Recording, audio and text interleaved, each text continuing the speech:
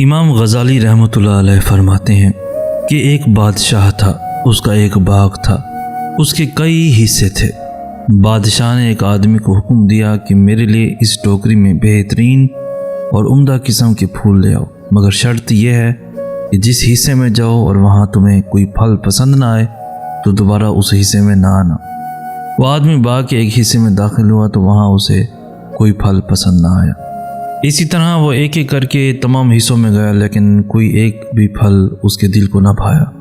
جب وہ آخری حصے میں پہنچا تو حیرت زدہ ہوا، کیونکہ وہاں کچھ بھی نہ تھا اور وہ شرط کے مطابق واپس ان حصوں میں جا بھی نہیں سکتا تھا جہاں پھل تھے۔ مجبوراً وہ خالی ٹوکری لے کر بادشاہ کے سامنے حاضر ہوا۔ بادشاہ نے پوچھا، میرے لیے کیا لائے ہو؟ اس نے جواب دیا، کچھ بھی نہیں لایا۔ امام غزالی رحمۃ اللہ علیہ فرماتے ہیں کہ بادشاہ سے مراد اللہ تعالیٰ کی ذات ہے، باغ سے مراد انسان کی زندگی ہے، اور ان حصوں سے مراد انسان کی زندگی کے ایام ہیں۔ ٹوکری سے مراد انسان کا نامہ اعمال ہے۔ انسان کہتے ہیں کہ میں کل سے نیک اعمال شروع کروں گا اور کل سے نماز پڑھوں گا، لیکن کل کرتے کرتے ایک دن موت اسے اپنی آغوش میں لے لیتی ہے، اور جو دن گزرتے جاتے ہیں وہ واپس نہیں آتے، تو یہ اللہ کے پاس خالی دامن چلا جاتا ہے۔ اس سے معلوم ہوا کہ دنیا دھوکے کا گھر ہے۔ زمانے والے لوگ کتے نہیں ہوتے، اگر کوئی آپ کو نفع نہ دے سکے تو اس وجہ سے آپ کی گالی جائز نہ ہو جائے گی۔ آپ مضبوط ہیں، آپ کو لوگوں کی باتوں سے فرق نہیں پڑتا، تو اس کا مطلب یہ نہیں کہ آپ دوسروں کے نفسیاتی کمزور ہونے کا فائدہ اٹھاتے رہیں اور ان کو ذہنی ٹارچر کرتے رہیں۔ کسی نے آپ سے محبت کی تھی تو اب وہ آپ سے محبت کرنے کے لیے آپ کے حکم کا پابند نہیں ہے۔ اگر کوئی آپ کی جتنا زباندار نہیں ہے تو مطلب یہ نہیں کہ آپ اس کو تیل چھڑک کر آگ لگاتے ہیں۔ کوئی انسان اگر کسی لحاظ میں خاموش ہے تو اس کی آخری حد کو ہی نہ آزمائے، ہو سکتا ہے ملزم آپ ہی نکلیں۔ یہ ہر بات کا ثبوت مانگنے والی دنیا عارضی ہے۔ آپ کی بے پناہ طاقت، بے پناہ خوبصورتی، بے پناہ عقل، بے پناہ صلاحیتیں، بے پناہ ہوشیاریاں، بے پناہ لفظ، بے پناہ خوشیاں بھی عارضی ہیں، اور آپ کی وہ فطرت بھی کہ دوسروں کو جینے نہیں دیتی۔ میں کچھ اپسیٹ تھا تو آج میرا دل چاہا کہ میں سورہ طٰہٰ پڑھوں۔ اس سورہ کی پہلی آیت مجھے بہت اچھی لگتی ہے۔ وہ آیت میں آپ کو اپنی امیجینیشن میں لے کر جا کر بتاتا ہوں۔ چلیے، رسول اللہ صلی اللہ علیہ وآلہ وسلم پریشان ہیں، وہ اپنے گھر کے ایک کونے میں دیوار سے ٹیک لگائے بیٹھے ہیں۔ انہوں نے اپنی کالی کملی چہرے پر گرا رکھی ہے اور سر گھٹنوں میں دے رکھا ہے۔ وہ ہرٹ ہیں کہ سب لوگ ایمان کیوں نہیں لاتے، اور تبھی اللہ پاک پیار سے فرماتے ہیں، طٰہٰ، ہم نے یہ قرآن آپ پر اس لیے تو نازل نہیں کیا کہ آپ مشقت میں پڑ جائیں۔ جتنی بار یہ آیت اپنے منہ سے کہتا ہوں، امیجن کر کے کہ اللہ تعالیٰ نے کس قدر پیار سے کہا ہوگا، میرا دل اس محبت کی شدت سے لرزنے لگتا ہے اور میری آنکھیں نم ہو جاتی ہیں۔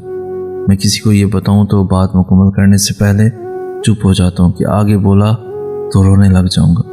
شاید میرا دل اتنا چھوٹا ہے، یا شاید یہ محبت اتنی خوبصورت ہے۔ اس آیت کے بعد اللہ تعالیٰ رسول اللہ صلی اللہ علیہ وآلہ وسلم کو بہتر محسوس کروانے کے لیے ان کو حضرت موسیٰ کا پورا قصہ سناتے ہیں، ان کی قوم کی نافرمانیوں کا قصہ سناتے ہیں۔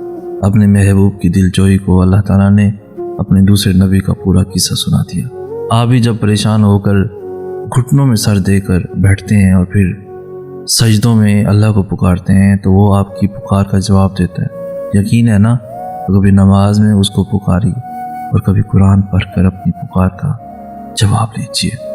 بے شک اللہ اور اس کے فرشتے درود بھیجتے ہیں نبی پر۔ آئے ایمان والو، تم بھی ان پر درود بھیجو اور خوب سلام بھیجتے رہا کرو۔ درود شریف کے تو کرشمے ہی اور ہیں۔ آپ اللہ سے کبھی بھی تب تک محبت نہیں کر سکتے جب تک آپ اس کے نبی صلی اللہ علیہ وآلہ وسلم سے محبت نہیں ہو جاتی۔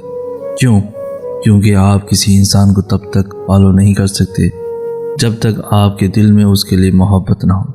یعنی آپ صلی اللہ علیہ وآلہ وسلم نے ہمیں زندگی گزارنے کے جو طریقے بتائے، ہم ان طریقوں پر تب تک عمل نہیں کر سکتے جب تک ہمارے دل میں ہمارے نبی حضرت محمد مصطفیٰ صلی اللہ علیہ وآلہ وسلم کے لیے چاہت و طرب نہیں ہوگی۔ اور جس کے لیے ہمارے دل میں چاہت اور طلب ہوتی ہے اس کے لیے ہم دعا کرتے ہیں۔ اسی طرح رسول اللہ صلی اللہ علیہ وآلہ وسلم پر درود بھیجنا ان سے اپنی محبت کا اظہار کرنا ہے۔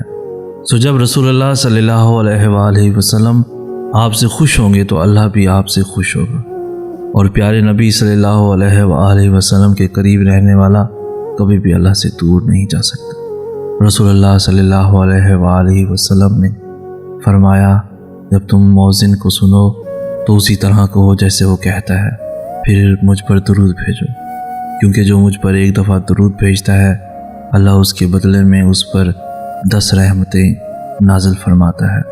اللہ سے زیادہ کون سمجھتا ہوگا بندے کے دکھوں کو؟ وہ خالق اپنی تخلیق کی ہر ایک نس سے واقف ہے۔ اتنا تو مانتے ہو نا؟ اگر جانتا ہے تو پھر اس نے شراب کو حرام کیوں کیا؟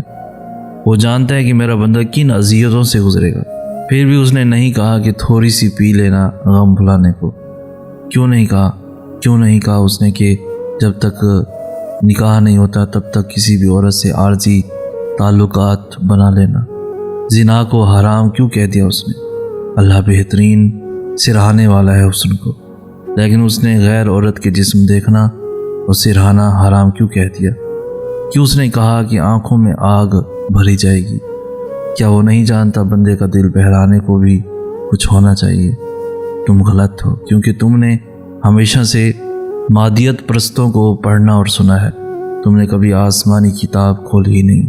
جب بھی تم پریشان ہوتے ہو غیر مسلموں کی کتابیں کھول لیتے ہو اور ان کے کہے کے مطابق فزیکل ریلیشن کو ہر مسئلے کا حل سمجھ لیتے ہو۔ ابھی یہ سارے طریقے آزمانے کے بعد تم وقتی سکون حاصل کر تو لیتے ہو، لیکن جب ہوش میں آتے ہو تو پہلے سے زیادہ بے چین اور اندر سے کمزور اور وحشت زدہ رہتے ہو۔ کیا تم نے کبھی پریشانی کے عالم میں قرآن کھولا ہے جو تمہیں بتائے کہ تمہارے دکھوں کا ایک بہترین حل موجود ہے، جو تمہیں بتائے کہ تم بے چین اور پریشان کیوں رہتے ہو، جو تمہیں بتائے کہ تم اکیلے نہیں ہو، جو تمہیں بتائے کہ تمہیں اندر سے سمجھنے والی صرف ایک ذات ہے؟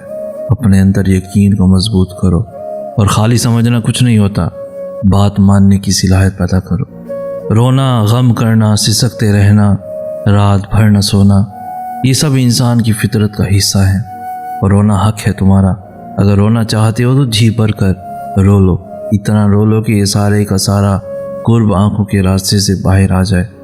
نیند نہیں آتی رات بھر تو جاگ لو، اللہ سے باتیں کر لو، اتنی باتیں کر لو کہ سارے سوالات، سارے الفاظ ختم ہو جائیں۔ یہ جو بھی غم، جو بھی پریشانی تمہیں تنگ کرتی ہے نا، اسے ایک ہی دفعہ باہر نکال دو، اسے اپنے اندر ہی دبا کر اپنی روح کا حصہ مت بناؤ۔ پھر خود سے اور اللہ سے یہ وعدہ کرو کہ جس چیز کے لیے آج روئے ہو اس کے لیے پھر کبھی نہیں رو گے۔ جس چیز کی وجہ سے تم رات بھر سوئے نہیں اس کا سوچ کر کبھی نہیں جاگو گے۔ جس چیز کی وجہ سے تم لمحہ بلمحہ تڑپتے ہو اس کی طرف واپس نہیں جاؤ گے۔ اور اس بات کو یاد رکھو کہ ہر چیز میں اللہ کی رضا ہے، عطا میں بھی اور قضا میں بھی۔